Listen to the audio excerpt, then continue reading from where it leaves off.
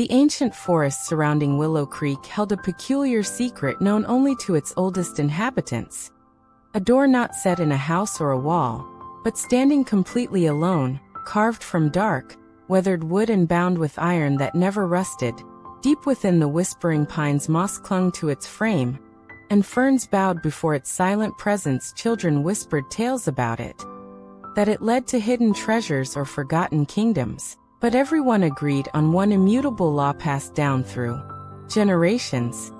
The door would only yield to the sound of a deep, personal truth, spoken aloud with raw sincerity. No key, no magic word, just the weight of genuine confession could make its heavy lock disengage. Many had tried over the years, drawn by curiosity or desperation, only to be met with immovable silence. Elara knew the door existed, not as a fanciful story, but as a quiet ache in her own heart. Since her beloved grandfather's passing the winter before, a heavy stone of unspoken sorrow had settled deep within her chest. She carried it everywhere, to school, to meals, even into her dreams. She smiled when expected, answered questions politely, but behind her eyes, a storm raged. Memories of her grandfather's laughter echoing in his workshop, the scent of sawdust and pipe tobacco, the feel of his calloused hand holding hers.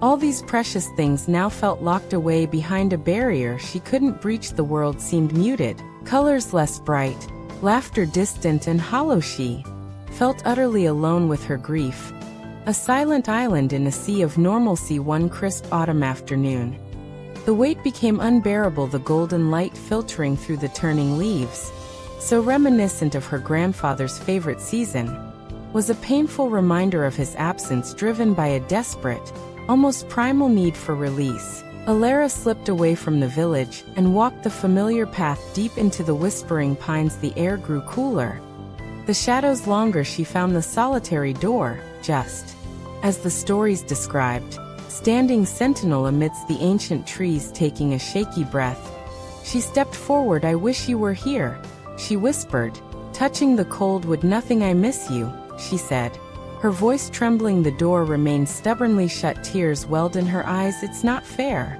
she cried out, pounding a small fist against the unyielding surface. The sound swallowed by the forest. Frustration and despair washed over her.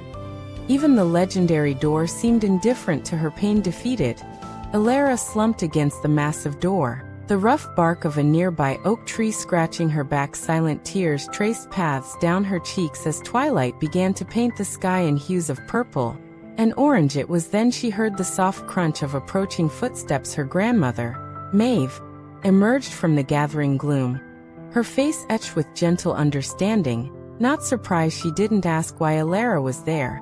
She simply sat beside her granddaughter on the cool forest floor, wrapping a warm, familiar arm around her thin shoulders. For a long moment, they sat in silence, listening to the evening birdsong. The door, Maeve finally murmured, her voice soft as the rustling leaves, "It doesn't listen to wishes, my darling Elara, or to anger. It listens for the truths we bury the deepest, the ones that weigh heaviest on our souls, the ones we're sometimes even afraid to admit to ourselves." Her grandmother's quiet words resonated deep within Elara's bruised heart. She looked up at the ancient door, its dark surface seeming less like a barrier and more like a silent witness. Now the deepest truth wasn't just that she missed him, or that it hurt. It was a terrifying, guilty secret she clutched tightly since the day he died. Taking a shuddering breath that seemed to come from the very core of her being, Elara turned fully towards the door. Her voice, when it came, was barely a whisper at first, thick with tears and shame, then grew stronger, raw and vulnerable. "Grandfather," she confessed, the words scraping her throat, I was angry at you, so angry for leaving me. I thought you promised to always be there, to teach me how to carve the owl, to watch me grow up. I felt like you broke your promise, and then I felt guilty for being angry at all." The admission hung heavy in the still air, a fragile, painful offering. As the final word left Elara's lips, a profound silence descended,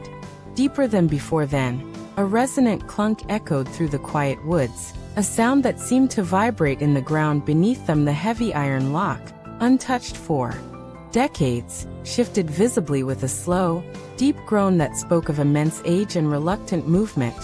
The dark wooden door began to swing inwards. No blinding light or fantastical vista greeted them instead. A soft, warm, golden radiance spilled out from the opening, smelling faintly of sun-warmed pine needles and pipe tobacco. It wasn't light from any visible source. It was pure, comforting illumination that seemed to emanate from the very air within, pushing back the twilight shadows of the forest.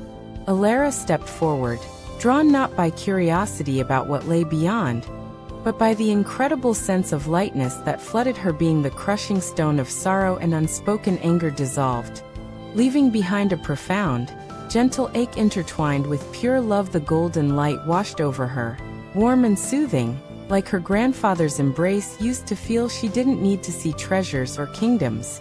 The treasure was the release, the lifting of the unbearable burden she'd carried for so long. The truth, spoken aloud into the quiet acceptance of the ancient wood and the forest, had set her free. She took her grandmother's hand, not needing to cross the threshold, simply standing bathed in the peaceful, forgiving light. The door remained open, a silent testament to the power of confronting the hardest truths, reminding them both that even the deepest grief could begin to heal when brought into the light.